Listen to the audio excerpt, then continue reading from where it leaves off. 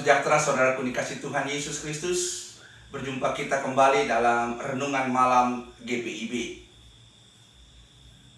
dari Pastori GPIB Sumber Kasih Tapung Riau. Saya Pendeta James Mewengkang selaku Ketua Majelis Jemaat. Kita bersama-sama akan merenungkan firman Tuhan. Sebelumnya mari kita satu dalam doa. Ya Allah Bapa Tuhan kami yang baik, kami akan membaca, mendengar, dan merenungkan firman-Mu. Tolonglah kami ya Tuhan, untuk kami memampukan diri kami untuk dapat memahami, mengerti, dan melakukan apa yang boleh kami baca, dengar, dan renungkan dalam pertolongan Roh-Mu yang kudus. Dalam nama Tuhan Yesus kami berdoa dan bermohon. Amin. Saudaraku yang dikasih Tuhan Yesus Kristus, bacaan firman Tuhan kita pada malam hari ini terambil dari Kisah Rasul pasalnya yang keempat, ayatnya yang ke-13 hingga ayatnya yang ke-17. Yang mana bagian ini merupakan kelanjutan dari bacaan Sabda Bina Umat pada pagi hari. Firman Tuhan berkata, Kisah Rasul pasalnya yang keempat, ayatnya yang ke-13 sampai dengan ayatnya yang ke-17. Ketika sidang itu melihat keberanian Petrus dan Yohanes dan mengetahui bahwa keduanya orang biasa yang tidak terpelajar, heranlah mereka dan mereka mengenal keduanya sebagai pengikut Kristus. Tetapi karena mereka melihat orang yang disembuhkan itu berdiri di samping kedua rasul itu, mereka tidak dapat mengatakan apa-apa untuk membantahnya. Dan setelah mereka menyuruh rasul-rasul itu meninggalkan sidang, berundinglah mereka dan berkata, tindakan apakah yang harus kita ambil terhadap orang-orang ini? Sebab telah nyata kepada semua penduduk Yerusalem bahwa mereka telah mengadakan suatu mujizat yang menyolok, dan kita tidak dapat menyangkalnya. Tetapi supaya hal itu jangan makin luas tersiar di antara orang banyak, baiklah kita mengancam dan melarang mereka supaya mereka jangan berbicara lagi dengan siapapun dalam nama itu. Itulah pembacaan firman Tuhan. Berbahagialah kita yang dapat membacanya, mendengar, dan melakukannya dalam kehidupan kita hari lepas hari. Saudaraku yang dikasih Tuhan Yesus Kristus, ada sebuah tulisan dalam buku, di mana buku itu berjudul Semakin Dibabat Semakin Merambat. Dalam buku itu berkisah tentang bagaimana para pengikut Kristus yang mengalami penganiayaan, walaupun mereka harus merelakan tubuh jiwa raga mereka hancur tercabik-cabik, mereka tetap bertahan dalam iman percaya pada Kristus, dan mereka harus mati menjadi seorang martir.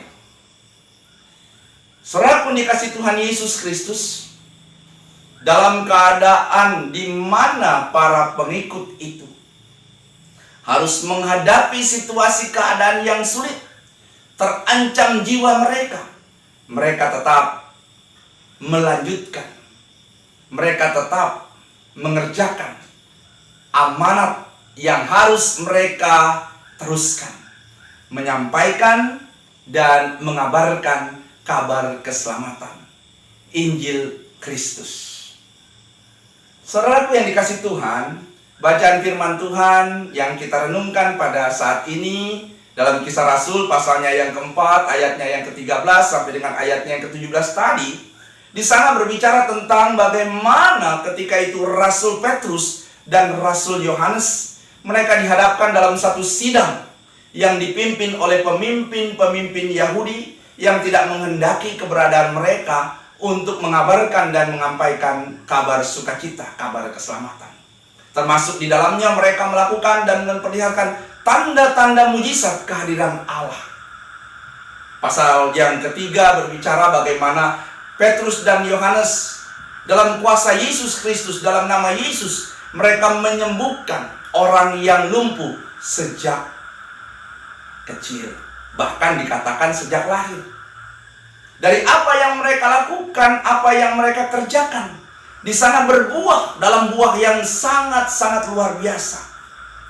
Kisah Rasul pasalnya yang keempat, di sana berbicara bagaimana semakin banyak orang yang percaya kepada Yesus dari apa yang disampaikan oleh Petrus dan Yohanes. Di tengah-tengah ancaman yang diberikan para pemimpin Yahudi kepada Petrus dan Yohanes, tidak membuat rasul-rasul ini menjadi orang yang patah arang. Sekalipun pemimpin Yahudi, mereka meminta untuk rasul-rasul ini menghentikan bersaksi dalam nama Yesus Kristus. Para rasul dalam semangatnya, mereka tetap menyampaikan dan mengabarkan kabar sukacita. Sekalipun ancaman menjadi bagian di dalam apa yang harus mereka lakukan. Para rasul percaya bahwa apa yang mereka lakukan itu tetap ada dalam pertolongan, di mana Roh Kudus yang diberikan kepada mereka memampukan mereka untuk tetap memperlihatkan dan menghadirkan tanda-tanda kehadiran Allah lewat mujizat-mujizat yang mereka lakukan, lewat perkataan-perkataan, lewat pemberitaan-pemberitaan firman dalam kabar sukacita di tengah-tengah umat Tuhan. Saudara-saudaraku yang dikasihi dan saya percaya mengasihi Tuhan Yesus Kristus, di dalam perjalanan kehidupan kita sebagai manusia, maka tantangan, persoalan juga menjadi bagian dalam kehidupan yang kita lewati. Saat ini dunia, termasuk kita di dalamnya, sedang bergelut bagaimana kita menghadapi pandemi COVID-19. Pandemi COVID-19 ini telah merubah segala sesuatu yang ada. Perekonomian dunia menjadi tidak baik.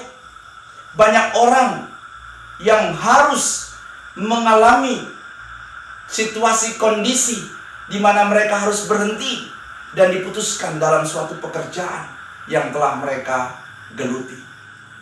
Belum lagi persoalan-persoalan yang lain. Persoalan-persoalan yang di dalamnya mereka harus berupaya. Kita di dalamnya juga harus menghadapinya dalam perjuangan-perjuangan yang tidak mudah. Lewat pemberitaan firman Tuhan, lewat apa yang dilakukan dan disampaikan oleh Petrus dan Yohanes, kondisi keadaan yang kita hadapi, inilah yang harus menjadi penyemangat bagi kita. Di mana saya dan saudara, kita sebagai persekutuan umat Tuhan, kita sebagai orang percaya, kita tidak boleh ada dalam situasi, dalam keadaan di mana kita menjadi patah arang ketika kita melewati keadaan ini.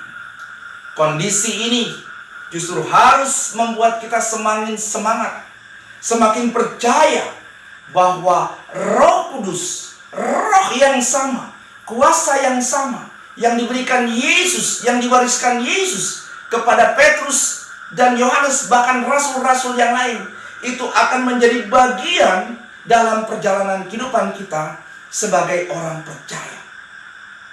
Bagian dalam perjalanan kehidupan kita sebagai orang yang tetap beriman dan yakin bahwa Allah Bapa dalam Kristus Yesus tidak pernah meninggalkan kita. Saudaraku yang dikasihi dan saya percaya selalu mengasihi Tuhan Yesus Kristus, hari ini saudara dan saya telah diberikan satu kesempatan dari Tuhan untuk kita dapat melewati perjalanan kehidupan ini. Banyak hal yang telah kita alami, banyak hal yang telah kita lewati, banyak hal yang harus kita hadapi. Tapi kita percaya oleh dan karena pertolongan Tuhan sajalah maka kita dimampukan untuk dapat menginjak, bahkan diberikan kesempatan untuk beristirahat, meninggalkan hari yang Tuhan berikan. Biarlah dalam semangat yang kita miliki, dalam keyakinan yang kita miliki kepada Kristus Yesus, di dalamnya kita berharap dan bersandar kepadanya, itu akan membuat kita, menolong dan menguatkan kita melewati hari-hari yang kita lewati dalam penyertaan kasih Tuhan. Tuhan Yesus menyertai dan memberkati kita semua. Amin. Mari kita berdoa. Kami berterima kasih kepadamu Tuhan, karena pada malam hari ini kami boleh kembali belajar dari apa yang dilakukan oleh Rasul Petrus dan Rasul Yohanes. Ketika mereka dalam tantangan, ketika mereka dalam pergumulan, mereka dalam ancaman, mereka tetap dalam iman percaya kepada Yesus Kristus yang memberikan kekuatan dalam apa yang mereka lakukan. Kiranya kami pun Tuhan tetap mempunyai semangat itu. Kami pun Tuhan tetap mempunyai keyakinan bahwa Roh Kudus akan senantiasa menyertai kami, membimbing dan menuntun kami untuk kami dapat melewati, mengatasi, dan menghadapi segala persoalan dan pergumulan kami. Dan kami percaya oleh karena pertolongan Roh Kudus sajalah kami mampu untuk dapat menyelesaikannya. Malam telah menjadi bagian kami Tuhan. Kami akan beristirahat. Kami akan meninggalkan hari ini. Tapi kami percaya Tuhan akan selalu menyertai kami. Kami akan tidur. Kami akan beristirahat. Dan kiranya dalam pertolongan Tuhan kami bermohon, Engkau juga boleh memberikan kami hari yang baru, untuk kami dapat menapakinya, untuk kami dapat melewatinya dalam kekuatan, dalam penyertaan hanya kepadamu. Dalam nama Tuhan Yesus Kristus kami berdoa dan mengucap syukur. Amin.